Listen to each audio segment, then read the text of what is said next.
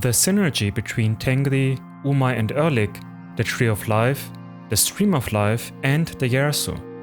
We have seen these elements as the foundation of Tengrism, the original religion of the Turks.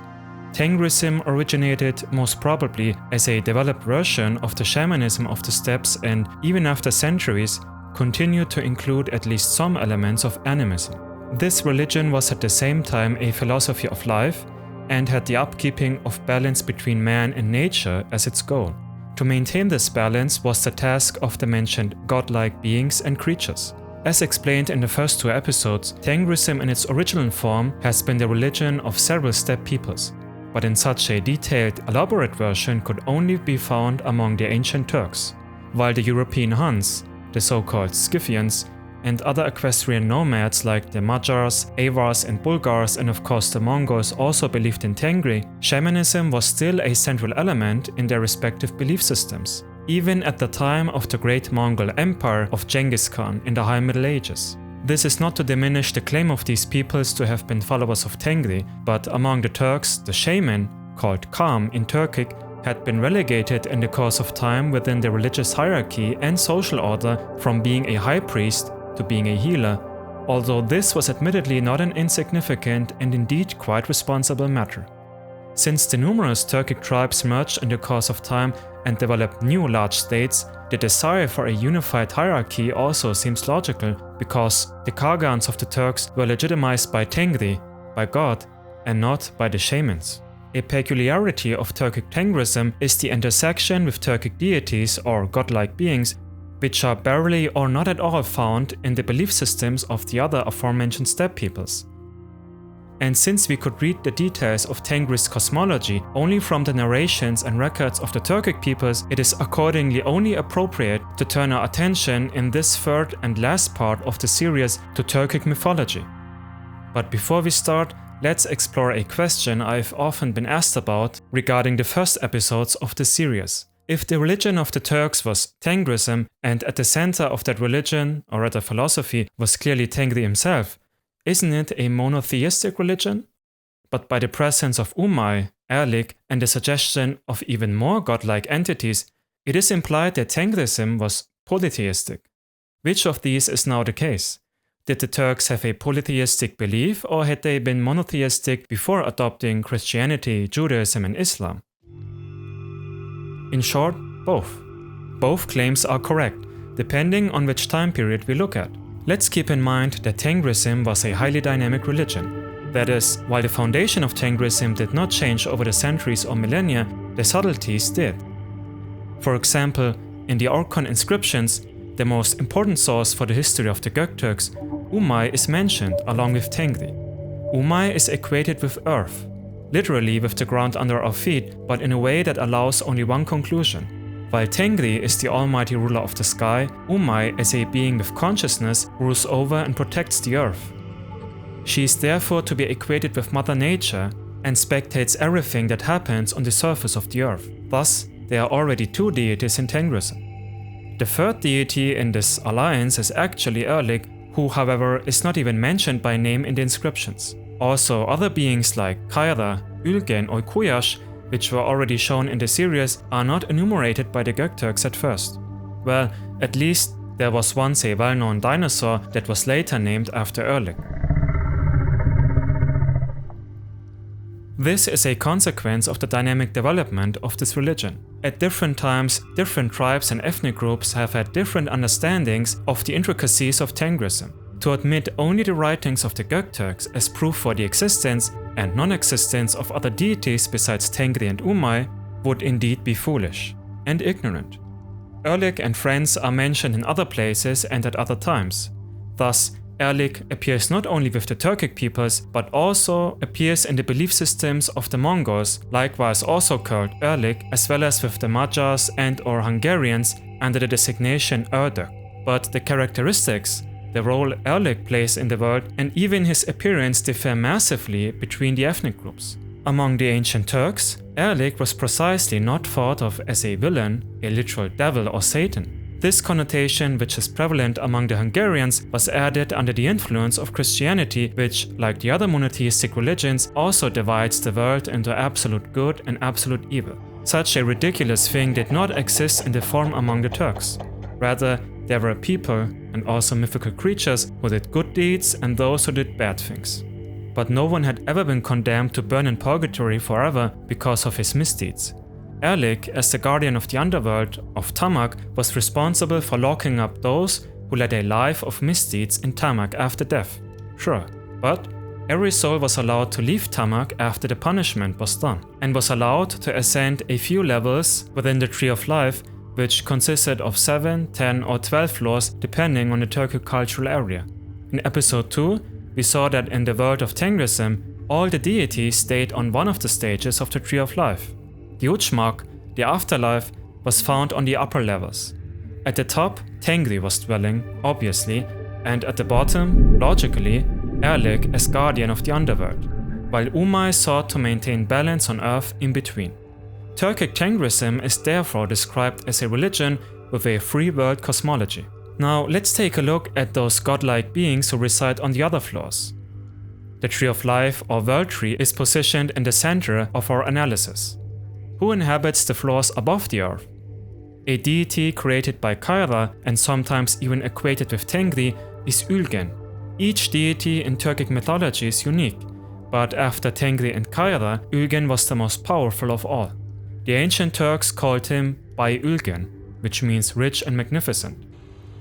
For the Turks, Ülgen was very significant because he was responsible for the fertility on earth, for the prosperity of the people.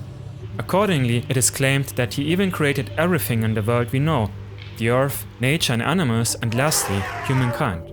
But since this deed was actually performed by Tengri, one would think it can be assumed that this role of Ülgen was added by some Turkic people later in order to improve the position of Ülgen in relation to Erlik, because both deities had been created by Tengri and both were enemies of each other.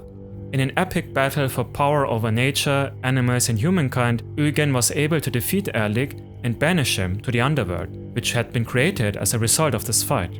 Perhaps this is why Erlik is seen to this day as the lord of evil, much like Attar, god of war among the Semites, who was banished to the underworld in his desire to control Venus. Ülgen's father or creator, the aforementioned Kaira, was even worshipped by the Turkic Tatars as the highest of all gods, as a substitute for Tengri.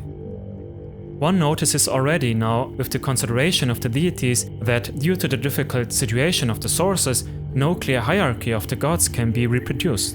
In any case, Kaira was nevertheless a powerful god, because it was him who gave life to Erlik, Ülgen, but also Kuyash and Mergen and other gods. Therefore, he lingered one step above Ülgen, just below his father Tengri at the top. The Tree of Life, which incidentally was called Ulukayan by the Turks, was apparently planted by Kaira. He then located all other deities, with the exception of Tengri and Umay, on the floors of this tree. Among them is Kazagan, which is derived from the Turkish word kızmak, for scolding or getting angry. This deity could become indeed quite angry, as he was dwelling on the 9th floor of Ulukayan and was accompanied by a red horse. He was equipped with a helmet and a spear. He is a kind of god of war, similar to Mars among the Romans. In contrast to Kazagan, with his red horse, stood Mergen, who was riding atop a white horse. His task was to bring the knowledge of the world, knowledge about the structure, the mechanisms and functions of nature and animals to the people. On the 7th floor of Ulukayan, as long as Mergen descended into the human world, he could indeed be seen as being armed with a bow and arrow. Apparently, Mergen was not imagined as an old man, but, like Kazagan, as a young man, energetic and quite powerful. Perhaps he descended to earth on his white horse, which was equipped with wings like the Pegasus of Greek mythology, and there spread knowledge to the people. Nonetheless, we can't really be sure in both cases. In my estimation, Kazagan and Mergen were two sides of the same coin. For Mergen obviously stood for reason, for the intelligence of all living creatures, for wisdom that could be inherent in human beings, while Kazagan stood for the drive and ambition that was sometimes appropriate in defiance of all reason. To solve problems, the god of war and the god of knowledge could have worked together as a tag team. In addition to these deities, They were beings that took on rather cliched monocausal tasks and were often assigned to elements of nature, including the weather. One such example is seen in Ay Ata and Gün Ana, literally Father Moon and Mother Sun. In European mythologies, this assignment would have been reversed, with the moon having a feminine connotation and the sun a masculine one. Both deities have not lost their importance even today in Anatolia. Even in Egypt, stories about Ay Ata and Gün Ana were spread, as can be seen in the records of Ebu Bekir ibn Dewadari. Dewadari was a scholar at the court of the Turkish Mamluks in 14th century Egypt and wrote a great deal about the legends of Oğuz Khan and Dedikolkut, among others. There are of course more deities that have been passed down to us. You can take a look at them now in this overview. A special entry in this list is Erlik, a deity that even most experts about Tengrism have never heard about. He was the god of the universe, literally, and is not to be confused with Erlik. Erlik's domain was attributed to the planet Venus. Other deities or beings attributed to a planet of our solar system were Dilek for Mercury, Kurit for Mars, Ongar for Jupiter, and Konushuk for Neptune. As I have already indicated, the world of deities is complemented by other beings and mythical creatures.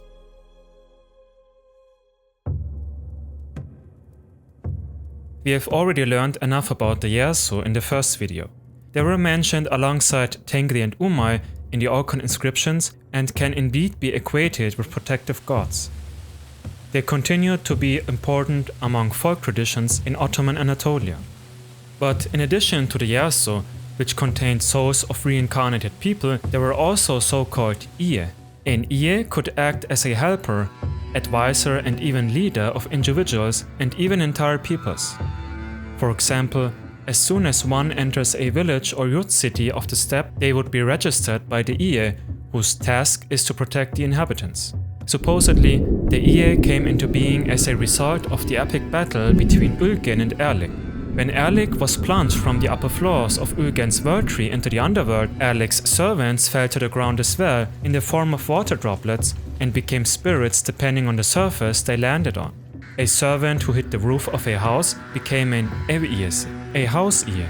The same principle applied to the Iye of water, wind, river, fire, forest and, of course, earth. Even if the shaman had already lost political relevance among the Gökturks, he still played a not insignificant role among the non-centralized Turkic peoples after the 6th and 7th centuries. The main task of healing was explained by the magical powers of the shaman, the Kam. At some point, the Kam came to be divided into two groups. Some used the energy they drew from the souls in the afterlife, literally from the sky. These people were called White Kam. The other group sought to connect to the underworld, to Erlik's domain, to draw energy. They were called Black Kam. So there were white and black, or light and dark shamans among the Turks. Does this sound familiar to you? Part of Turkic cosmology was also the belief in Bengitaş, an obelisk that lies hidden somewhere underground and confers immortality on whoever finds it first.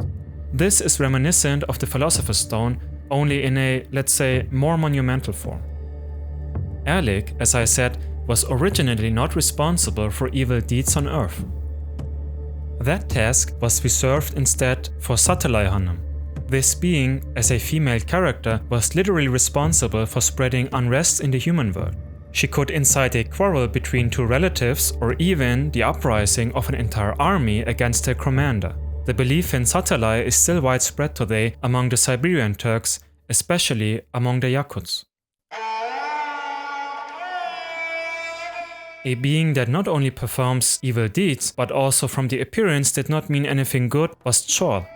It can be partly equated with the Chod of Slavic mythology. Through Christianity, a Chod acquired particularly bad connotations, but not among the Turks and Mongols. A Chor inhabited a dimension that was invisible to the people. They were somewhat among the people, but in a kind of mirror world. Accordingly, they could not even touch humans and in turn could not be attacked by humans and take any physical damage. However, even here there was a division into Ak Chor and Kara Chor, that is, light and dark creatures. From this it can be concluded that at least a part of the Chor, the Akchor, were not responsible at all for evil deeds and were rather benevolent towards humans. So, based on this information and the two previous videos, we can confidently draw the following conclusions about the cosmology, religion, philosophy and irreligious belief system of the ancient Turks. First, the original religion of the Turks was not Islam, Khazar Judaism or Christianity, nor Uyghur Manichaeism, but Tengrism. This religion was composed of a free world principle. Uçmak and Tamak, afterlife and underworld, were connected by an all-encompassing world tree on whose floors the deities dwelt. These deities were all less powerful than Tengri, but were sometimes equated with him depending on the Turkic peoples you were looking at. They form the polytheistic component of Tengrism, which nevertheless has an extremely monotheistic character. As in the Abrahamic religions, Tengri was supplemented by mythical beings who could sometimes come to the aid of people, sometimes harm them. Furthermore, there was an invisible dimension with many beings, either as former servants of the deities or reincarnated humans, being present in nature to watch over the people. Secondly, elements of shamanism and animism remained among Turkic peoples, especially among those residing in North and East Asia. Nevertheless, Tengrism is a distinct religion with norms, rules and rites. These are only partially shared with other followers of Tengri, as there is a strong overlap between Tengrism and Töre, the ancient Turkic doctrine of a just society. Töre and Tengri were, at the latest from the age of the Gökturks onward, very closely connected. The most important principle of Tengrism, and this is the fundamental difference from the other religions mentioned, was the balance of power. This was also reflected in the Töre. Through a life stream, or stream of life, all beings in the world were connected to each other. Should one part of the world fall into unrest, anarchy or destruction, it would affect all the other areas, all other tribes, states and peoples. Therefore, Tengrism called for discipline among the peoples. And at least the nomadic Turks of the steppe did not need any teaching by anyone about being disciplined. Thirdly, there has been no unified form of Tengrism.